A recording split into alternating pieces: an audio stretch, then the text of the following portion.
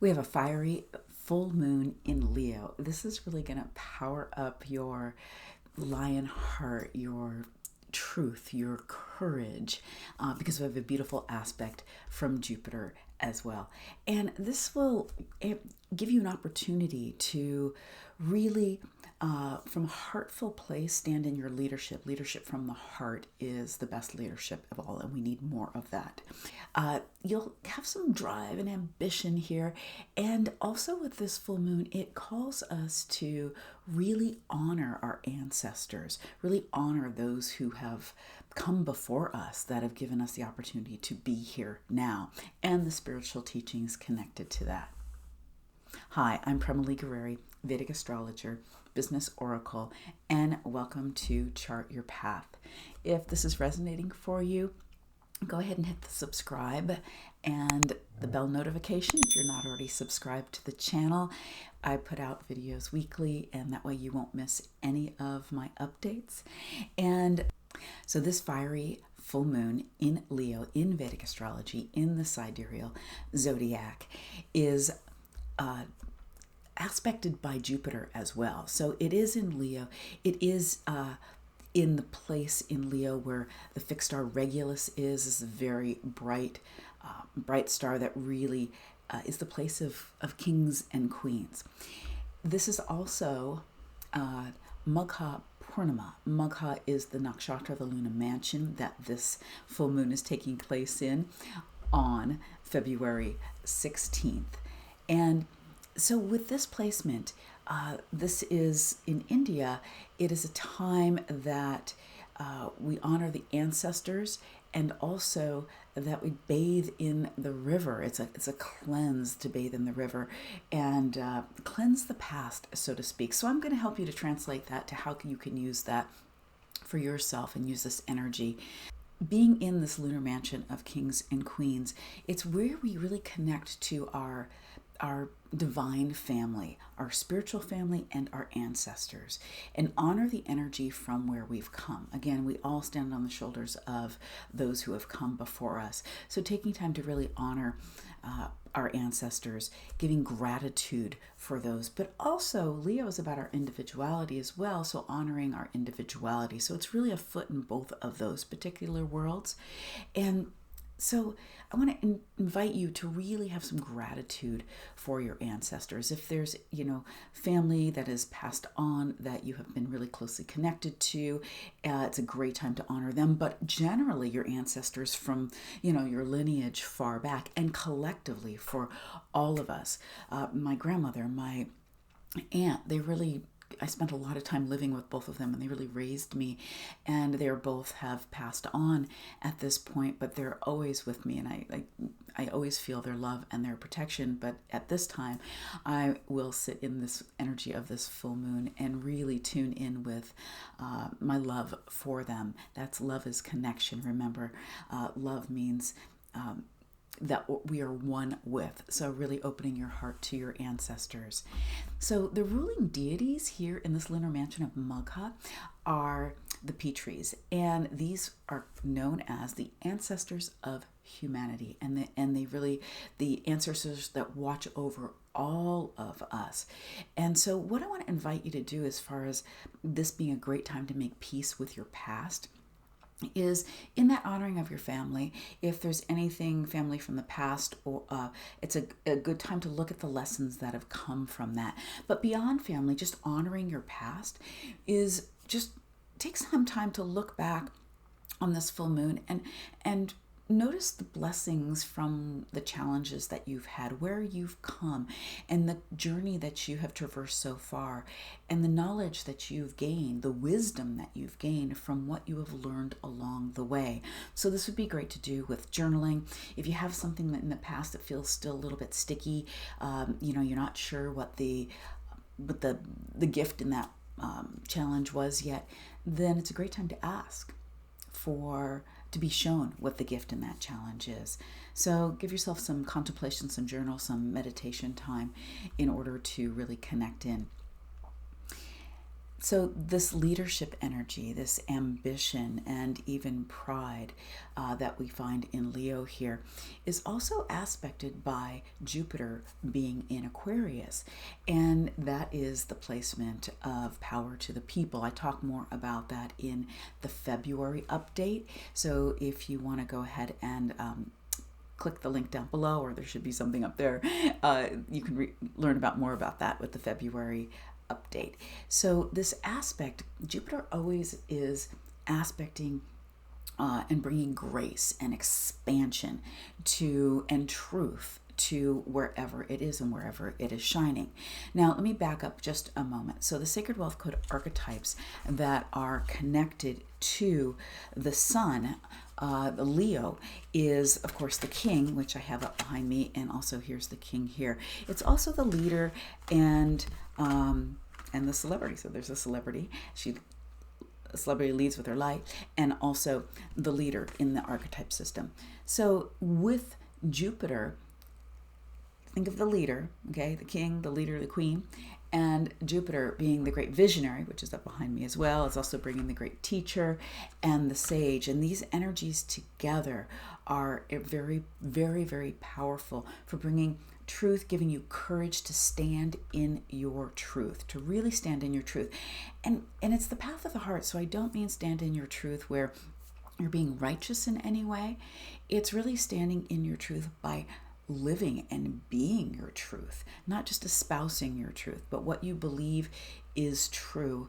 That are you living that yourself? So that's the challenge I would give you. And I'd love to hear you comment below on, what is the truth that you are willing to take a stand for, that you find yourself living into, not just talking about, but you actually are living. So I want to invite you to share that with me, and this gives you another great window of time to be able to stand in that truth even stronger.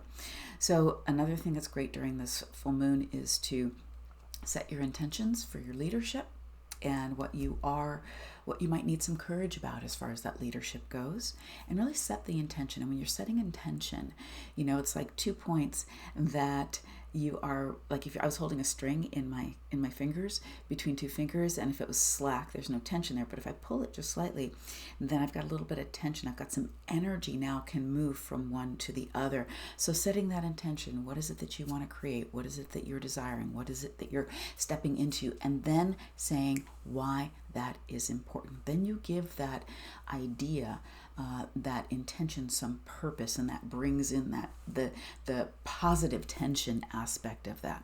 So set some intentions about what you're leading, about honoring your ancestors, reach back and what are the gifts, the lessons that you have from the past that now can become wisdom for you now that you have the knowledge that you gained from them. Any of that you want to share with me, I'd love to hear what's going on for you as far as you honoring your ancestors from the past and your lessons as well. We also have going on the Venus and Mars energy, which I talked about in the February update. And that Venus and Mars energy are up through March 11th are going to be pretty much in a planetary war right with one another. And if you look up in the heavens, you're going to see them really close. They're almost like they seem like they're right exactly together. This is unprecedented. This hasn't happened. I don't even know the last time this has happened. And Jyotish, Vedic Astrology, the Sanskrit word is Jyotish, is the study of light. So we're studying the light of those two planets, which are very opposite of one another. I talk about that more in the February update, so watch that if you want to know more about that. But here's the deal, is that the light is going to be mingling together. So it's that more feminine connective aspect of Venus, which is the great connector in the Vedic, in the Sacred Wealth Code archetype system, and then also the honorable warrior, which is Mars, this more masculine, feminine energy. So what I want you to remind you of, and the way this is playing out, it's and especially as we go into March, which I'll talk about in my March update, of course. So come back for that and make sure you subscribe so that you get the notifications of when I post that. But because we could be too fired up with this aspect, especially around relationships, watch out for potential heated conversations or big subjects. Not a great time to tackle those. Wait till next month. Coming to terms with what you're willing to compromise. That's our Venus, that's our connector energy. And in order to have the connection, and because otherwise we compromise too much, and then our people pleaser on the shadow side comes out later and is very upset about that.